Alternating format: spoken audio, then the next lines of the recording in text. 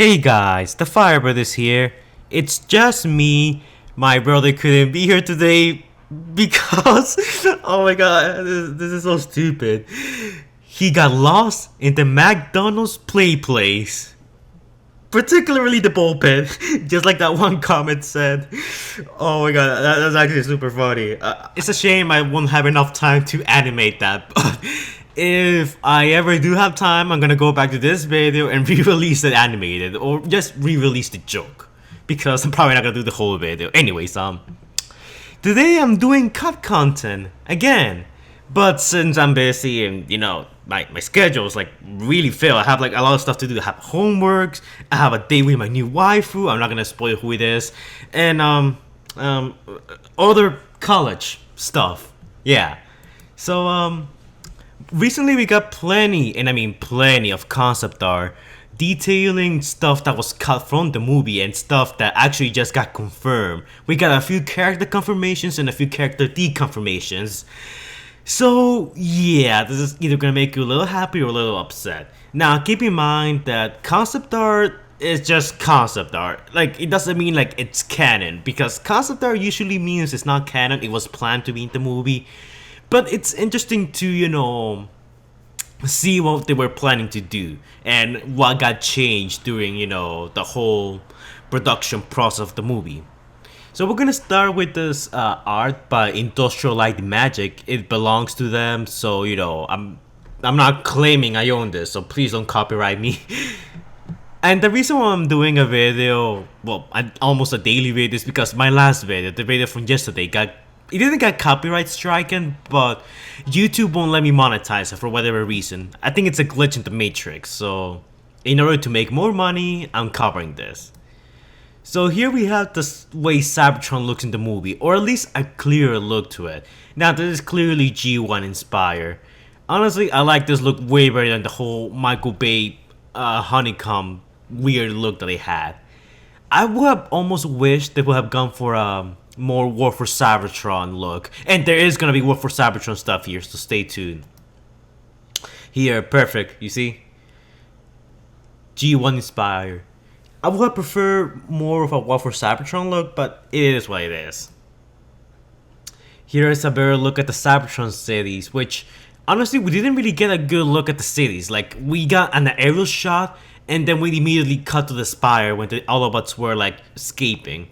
It looks like Cybertron looks like a very Star Wars-ish kind of planet. You know Coruscant, the city planet? Yeah, I keep thinking of that. Which, it's just layers upon layers of cities, which I really hope they go with that.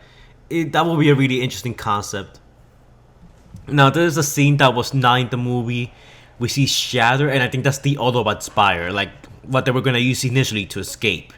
Because later in the concept art, we see that there are like multiple reworks of the Spire. And I would have loved to see this shot in the movie. In these two scenes, we saw him in the movie. This is where Optimus Prime runs to destroy the Decepticons. And this is where Wheeljack is like, there's too many of them. I would have loved to see this shot. Like, just, a moment of Autobot or Decepticon just, stopping to just see the destruction would have been amazing. What else? Oh, here's the Spire. Initially, it was gonna look somewhere like this, like it did in the G1 cartoon, but they made it look like this. Honestly, no complaints with it. It's supposed to be some kind of launching base, so it makes sense, I guess. Here are the pods, the meteors or whatever. Blink and you'll miss Teleterm 1 from the cartoon in the background. You see, Teleterm 1 was in the movie. There's still, to this day, there's some people who are denying it, but this pretty much confirms that it was already confirmed a while ago, but people are still in denial. In the film, headquarters were the Autobot race to escape through evacuation pods, where it is destroyed by the Decepticon Seekers. Yeah, I already covered this before with the whole storyboard thing. Staging an action sequence. You already saw this shot of Optimus Prime. That's gonna be my wallpaper for my desktop background. That's gonna be my wallpaper. Oh, I love this. This looks so cool. I already saw this in the movie, but still, like, the art here just looks amazing. Here's Optimus Prime. They just explained the lighting. I already covered this. Now, this is interesting. Bumblebee. Now, we already knew about Bumblebee's Cybertronian vehicle form, But whenever I look at it, it reminds me an awful lot of the War for Cybertron vehicle mode. I don't think there's any mention here of War for Cybertron or they took any inspiration from the game. But the wheels are almost identical to the type of wheels the Cybertron Bumblebee had. Along with the overall shape of it. Well, granted, the shape was inspired by the G1 Bumblebee, which in turn this could also be inspired by the same thing. That's why they look so similar. But it's interesting, they're taking some War for Cybertron elements, be it intentionally or unintentionally. I already covered this, the Optimus Prime, that's on my War for Cybertron Optimus Prime video. I really wish we could have seen this in the movie, at least the vehicle mode. This road mode is pretty meh for me. Cliffjumper. And Braum, that lame Autobot that no one likes. I'm sorry, that's gonna get so many people triggered. Because the prologue has to be done fast. I like this, I like what they say here. The prologue has to be done fast. This means that they were indeed rushing, like, the prologue was added like way later into the movie. So, this was probably after they decided to reboot the universe. Eli was only able to design new robots on top of the existing rigged computer models of Bumblebee, Optimus, and Shatter. That way, the visual effect teams didn't have to build completely new assets. They could instead tweak aesthetics to color and broad shapes to give it. Okay, so basically they just like retool Bumblebee and a bunch of the other Autobots. That way they will have to save more money and, you know, not have to spend so much time working on new designs, which... Besides RC, well actually RC takes from Shatter. She looks very similar to Shatter, at least her body type. And a lot of the smaller Autobots do look an awful lot like Bumblebee, and they derive from him. This one's, I think they had to barely modify the Optimus Prime, you know, shape. But overall I think they did a good job. It kind of annoys me that a lot of these guys do look the same, but I understand. And we barely see them, these two, the Autobot soldiers, that should say Auto Troopers. The Auto Troopers, at least we saw them like very briefly in the film. And because of that, like, you know, they were not important, so they didn't need their own design. So I think it was a good call to do that. Shockwave here looks amazing. It's interesting that he doesn't have the Autobot insignia here, because in the Bumblebee Vision, he actually has an Autobot insignia, which could be a nod to the IDW Shockwave origin. Here we have Soundwave. I think he looks a little different here than he did in the movie. I think. But he looks very cool. Very cool. Now Shatter. This is Shatter's weapon. At least, I think this is the Cybertron version. I don't think this is the Earth version. Here, they actually didn't... Contrary to popular belief, they actually did not start with the Cybertron Shatter and moved on to make the Earth Shatter. The Earth Shadow was how she originally looked like, and when they added the Cybertron scenes later on, they retooled this to look more Cybertronian. It's also very interesting to note that initially Shadow was not supposed to be Shadow, she was supposed to be Fracture. Now Fracture is that one Decepticon from Transformers Robots in Disguise, the bounty hunter, but in that show he was supposed to be male. Or she was initially supposed to be the Shatter from the movie comics, because I covered this before. There was a Decepticon female in the tie-in Transformers movie comics named Fracture, and that could be a nod to that. Like, they were probably initially thinking to make Shatter into the original Fracture or the cartoon Fracture. Either way, it's something that was cut from the movie and she was later turned into Shatter, which I don't mind. Here we have Ravage, and yes, they do use cassettes on Cybertron, which, don't ask why. It's one of those things you're better off not questioning. Now, this is a cut scene from the movie. Apparently, Shatter and Dropkick were supposed to be torturing Cliffjumper for a little bit, which, I mean, they did in the movie, but in here, it looks like they were supposed to drag him to one of the frozen moons of Saturn. Yes, I know, it's Saturn. I keep calling it Jupiter. I'm sorry, okay? And Shadow was supposed to have a more hands-on approach on the torture of Cliffjumper. Here we see her holding Cliffjumper as the frozen water is, like, you know, pouring out of the geyser. And by the way, plenty of Jupiter's moons have like cold water inside of them, which we know Transformers don't react very well to. So I'm guessing that was the original torture plan. Oh, that looks actually pretty cool. I like this scene. I'm not gonna lie, If the Cliffjumper execution scene had this kind of lighting, instead of having an orange-ish kind of light, it had a blue-ish kind of light, in my opinion, it would look a little better. I don't know, maybe that's just me. Tetrajet refinement. These are the Cybertronian vehicle modes, and this is Thundercracker. People say they look weird, but honestly I think they look pretty cool. It kind of reminds me of the raid vehicles from StarCraft. People who play StarCraft will know what I mean. Now, this confirms and deconfirms a couple of things. This is indeed Starscream, like we all knew. This is Thundercracker, this is Skywarp, and this is not Acid Storm. A lot of people were actually under the impression that this was Acid Storm, and even Chris McFeely on his basis on Acid Storm mentioned that this was Acid Storm, but it's actually Trust, so he's gonna have to change that video.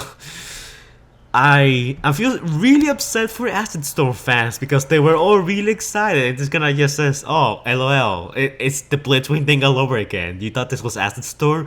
You thought I was Acid Storm, but it was Trust. Yes. Now this is the satellite thing that they use. No, not the satellite thing. I'm an idiot. The tower that they used to communicate with the other Decepticons, which they fail. This is the energy source. It was never explained how they found it or how they made it. Here we have Shadow and Dropkick on the Sector 7 HQ. Oh, that's an interesting look as to how Bumblebee, shifts from the B to a partially transformed B. Pretty cool. Pretty cool. A concept art of the fight with Blitzwing. I think that's after Blitzwing dies, because look, here looks like there's like part of the jets. Yeah. So originally Blitzwing was supposed to be way bigger, because this looks like way too big to be one of Blitzwing's wings. Wow. Interesting. I have no idea what that is. Was probably supposed to be that's either Bumblebee's voice box, or it's either the original look of the power source that Shadow and Dropkick use. And yeah, that's about it for the whole ILM art section. Now, we still have plenty of other, concept art, so I'm gonna briefly cover it. Now, of course, here we have the kitchen bots. Now, the kitchen bots were supposed to appear in the movie, but they were ultimately cut for pacing issues, I guess. And that was probably the right thing to do, because it doesn't look like they were gonna have some kind of, epic fight with those things. It looks like it was gonna be just done and over with, so I can understand that being cut. We also have a few brand new looks at Optimus Prime, Shockwave, a Blitzwing. I'm sorry, that was unintentional. I swear it was unintentional. I did not mean to make that joke. Blitzwing's Cybertronian vehicle mode, which is very interesting. It looks really interesting because we never got to see this in the movie, so this is like one of those things that were cut. We have a amazing Shadow, looks amazing here, and Dropkick. This must be pretty early on during the movie's production, because we never saw Blitzwing on Cybertron. At least I don't think we did. So, and we know that the Blitzwing model that was supposed to appear on Cybertron was cut and retooled to be turned into Starscream. So I'm guessing this happened pretty early on in the movie's production. Now, this video has been going on for way too long, so I'm probably gonna do a part 2 of these because there's still plenty of stuff that was cut and changed from the movie. So if you guys like this video, I'll make a part 2. But before we, end it here, let's talk about the biggest cut content from the movie, and that is Megatron himself. He was originally supposed to be in the movie, and apparently he was supposed to be a mix between his movie counterpart and his G1 counterpart. But that was before the movie was turned into a reboot. Not that it's a reboot, we're not really likely to see Megatron on Earth, at least frozen on Earth by Sector 7. We're gonna have to wait and see what they decide to do with Megatron, who at this point is currently missing from the action.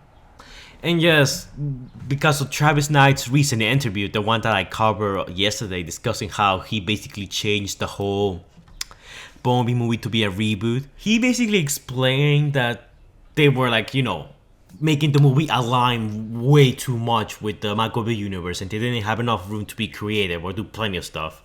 After he talked to Hasbro and Paramount, they basically were like, okay, fine, just do a reboot. At this point, just go with that. And he did, and Megatron unfortunately had to be cut, because originally he was planning him to be on Cybertron, but because of continuity, he was forced to place him on Earth. Now, as for the existence of a Megatron deleted scene, that's still up for debate. We still don't know if that exists or not. But what we do know is that the latest plan for Megatron was for him to appear on Earth. But after the reboot happened, we don't know if, they had any more plans for him, or they were planning for him to, still be on Earth or whatever. As of this point, Megatron is MIA, missing in action. So, yeah. Those were all the things that were cut from the movie, part 1, because I'm probably not going to be able to cover everything. And yeah, I will make a part 2, obviously, depending on how many views and likes this video gets. Let's try to go for, 10,000 likes, if that's possible. I know you guys have broken my records multiple times, like my requirements. So if you guys manage to reach 10,000k, I will make a part 2 immediately. And I'm not kidding when I say immediately. So, like, comment, and subscribe, and I will see you guys in the next one. Stay safe, guys.